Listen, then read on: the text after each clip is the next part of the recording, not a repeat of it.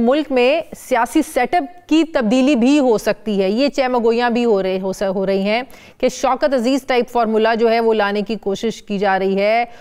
हो सकता है कि आने वाले जो नए वज़ीर आज़म हो वो मोहसिन नकवी साहब हों, उनके लिए जो है सेटअप जो है वो उनके हवाले किया जाए। लाहौर की वैसे तो बड़ी कमज़ोर सीटें और भी बहुत सी हैं, लेकिन ओन चौधरी साहब की सीट पर उनको जो है उनको डी सीट करवाया जाए, इन्हें इलेक्शन लड़वाया जाए और इन्हें वज़ीर आज़म बनाया जाए और मोहसिन नकवी साहब जो हैं वो अपनी मर्ज़ी का फिर सेटअप बनाएं। ये डिस्कशन हो रही थी मेरी आज सुबह कंवर दिलशाद साहब के साथ। वो बड़ी हैरत अंगेज़ चीज़ें बता रहे थे, तो फिर हमने उनसे कहा कि आप प्रोग्राम में आकर इस हवाले से और डिटेल्स हमारे साथ शेयर करें। तो कंवर दिलशाद साहब मुझे ज्वाइन करें। अस्सलाम वालेकुम, बहुत बहुत शुक्रिया। कंवर साहब, मैं ज़्यादा लंबा इंट्रो इसलिए नहीं दिया, मैंने कहा आपसे जो इन्फॉर्मेशन मिलेगी वो लोगों तक ज़ाहिर है ऑथेंटिक भी होगी और डिटेल्स भी आप हमारे साथ शेयर करेंगे। जो हम बात कर रहे थे कि आप सियासी तब्दीली की बात कर रहे थे, शौकत अजीज़ टाइप एक सेटअप लाने की कोशिश हो रही है जिसमें मोहसिन नकवी साहब को वज़ीर आज़म बनाए जाने का इम्कान है। किस हद तक ये पॉसिबल हो सकता है? दरअसल सूरत हाल ये हो गई है कि 26 नवंबर के बाद पूरे पाकिस्तान का सियासी नक्शा जो है नेशनल लेवल पर भी और इंटरनेशनल लेवल पर तब्दील हो चुका है। ज़ाहिर है कि अवाम के अंदर चहमगोइयाँ तो हो रही हैं, लेकिन हुकूमत की भी जो बहुत सी जो कोताहियाँ हैं वो भी सामने आ गई हैं। यानी वज़ीर आज़म साहब जो थे वो 24 नवंबर, 26 नवंबर, 27 नवंबर तो बिल्कुल मंजर पर नहीं आए, ला ताल्लुक रहे और सारी सूरत हाल को कंट्रोल किया मोहसिन नकवी साहब ने।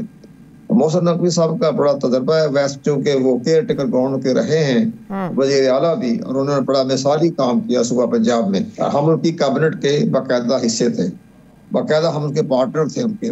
लेकिन मामला ये हो रहा है कि सूरत हाल को देखते हुए जो हमारे आला हल्के हैं, मुकद्दर हैं, जिनके पास कोई इख्तियारात हैं, वो भी ये देख रहे हैं कि जनाब जो मौजूदा हुकूमत जो है वो मुल्क के सियासी निज़ाम में कोई अहम तब्दीली लाने में वो नाकाम रही है, वो कामयाब नहीं हो तो आपका कहने का मतलब ये है कि जो ऑपरेशन हुआ तहरीक इंसाफ के मार्च पे, ये इस पे हुकूमत की नून लीग की और पीपल्स पार्टी की कोई उनमें कोई रजामंदी शामिल नहीं थी। ऑल्दो हमेशा हुकूमत ये कहती रही कि ताकत से निपटना चाहिए, ताकत का इस्तेमाल होना चाहिए इस जत्थे को कंट्रोल करने के लिए। नहीं, जाती हैसियत नहीं हुई, बहरहाल उनको कैबिनेट का तो बाकायदा वो भी हिस्सा है। लेकिन सबसे बड़ी अहम बात यह है कि जनाब ये सारा पुलिस एक्शन हुआ है और पुलिस ने अपनी कार्रवाई की है। लेकिन वजीर आज़म साहब क्या फरमा रहे हैं?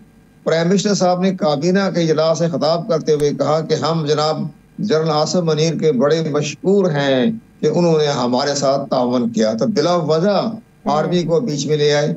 आर्मी कहाँ बीच में थी? वो तो पुलिस भी थी, रेंजर थी, पर रेंजर ने भी काम नहीं किया, पुलिस ने सारा काम किया, पुलिस एक्शन हुआ है।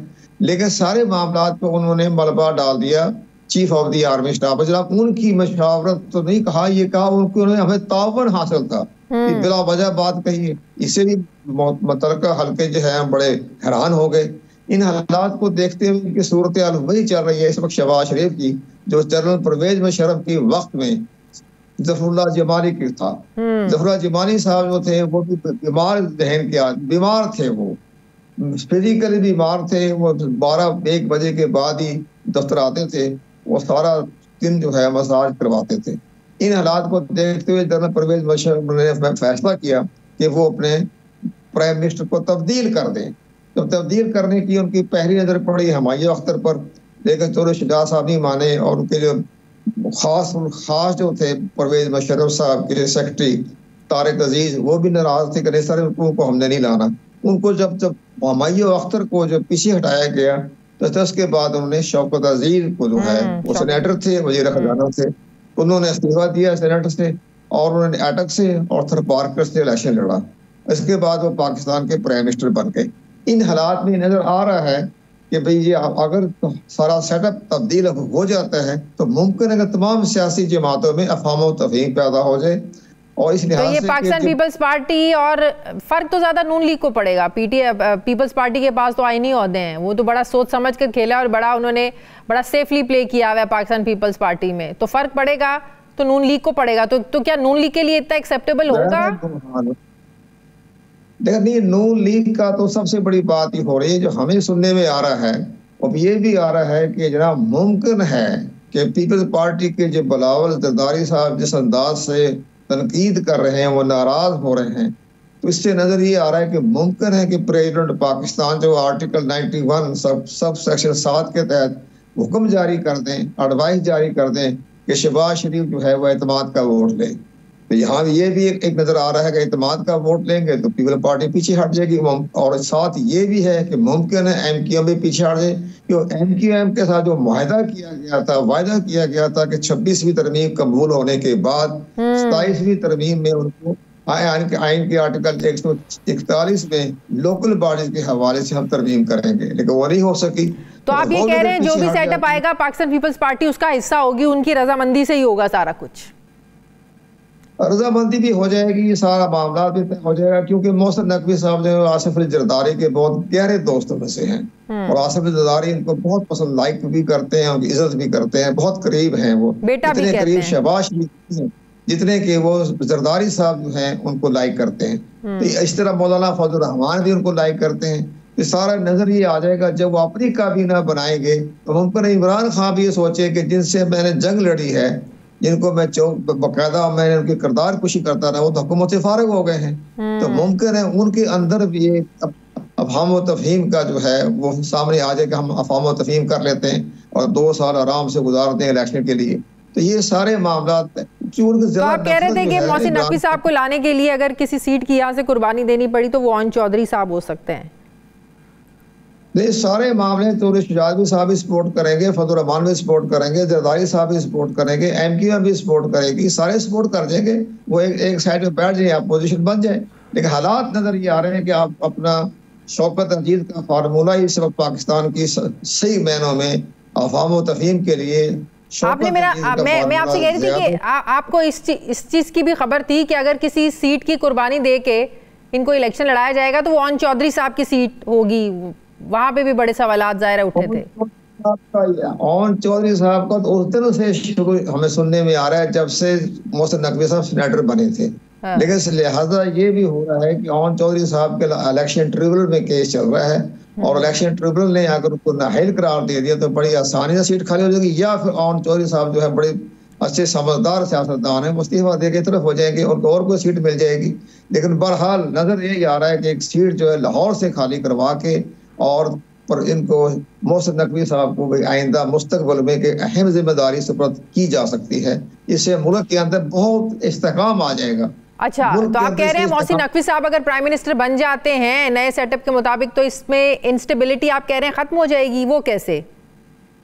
वो इसलिए कि इमरान खान का जो अपोजिशन जो है सारी मामला में वो भी खामोश हो जाएंगे कि भी चूंकि हुकूमत तब्दील हो चुकी है और जिनके साथ वो जंग लड़ रहे थे, मुखालफत कर रहे थे, वो घर जा चुके हैं।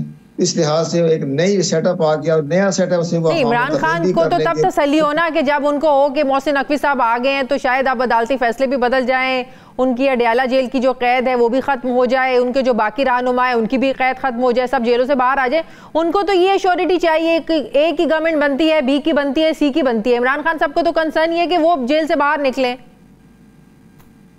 नहीं, अफहाम व तफहीम के जरिए मोहसिन नकवी साहब में इतनी सलाहियतें हैं कि वो उनको अफहाम व तफहीम के जरिए संभाल लेंगे, हालात को देखें।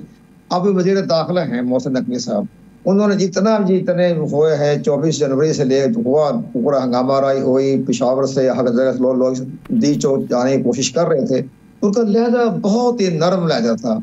उनका शेख रशीद की तरह धमकियां नहीं थी कि मैं जमीन में रगड़ दूंगा, मैं नेस्त नाबूद कर दूंगा, मैं इनको नाको चरण चबा दूंगा, वो लफ्ज़ इस्तेमाल नहीं किया उन्होंने कहा जी आप हालात का जायजा लें, मुल्क के अंदर एक गैर मुल्की सरबराह भी आ रहा है, हम आपको संगजानी ले चलते हैं, हम आपको पेशावर मोड़ पे ले चलते हैं, हम आपको परेड ग्राउंड में दे देते हैं। ये सारे मामला वो बड़ी खुशनुमी से बात कर रहे थे। और आज अभी खबर में आ गई है कि इमरान खान साहब तो डी चौक पर जाने के बारे में कोई फैसला नहीं किया था। जी हाँ, अली मोहम्मद खान साहब की मुबैना ऑडियो लीक पर बड़ी बात हो रही है। मुझे ये बताइएगा क्या मोहसिन नकवी साहब जो हैं वो राना सनाउल्लाह साहब से सख्त उनके मुकाबले में वजीर दाखिला साबित हुए हैं? क्योंकि हमें 25 मई 2022 का तहरीक इंसाफ को सबक सिखाना याद है राना सनाउल्लाह साहब का।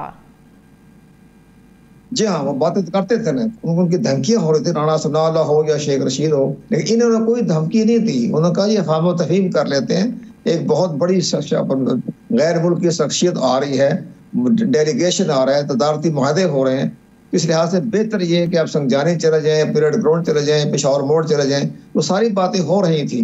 लेकिन बुशरा बीबी ने तो किसी बात को तस्लीम ही नहीं किया और इमरान खान को पता नहीं था, वो तन्हाई में थे, उनके पास कोई नहीं था कम्युनिकेशन या तरीक़ाकार जो बात पहुंच जाती। लेकिन अब बातें लीक हो गई हैं, सबको सामने आ गई है। ये दो ख्वातीन का फैसला था, अलीमा का और बुशरा का, कि डी चौक जाना है। डी चौक जाने का तो इमरान खान की कोई पॉलिसी नहीं थी।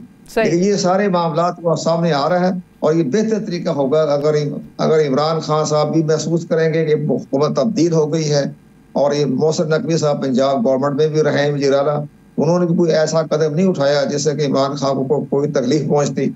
ये सारे मामला हमें उस काबीना का हिस्सा थे, हम देख रहे थे ना, हमने पंजाब को मसाली सूबा बना दिया। नहीं, आप ये कैसे कह सकते हैं? जिस तरीके से पीटीआई को कैंपेन्स करने की इजाजत नहीं थी, आप देखें उनको एहतजाजी रैलीज निकालने, अपनी कैंपेन्स की रैलीज निकालने की इजाजत नहीं थी।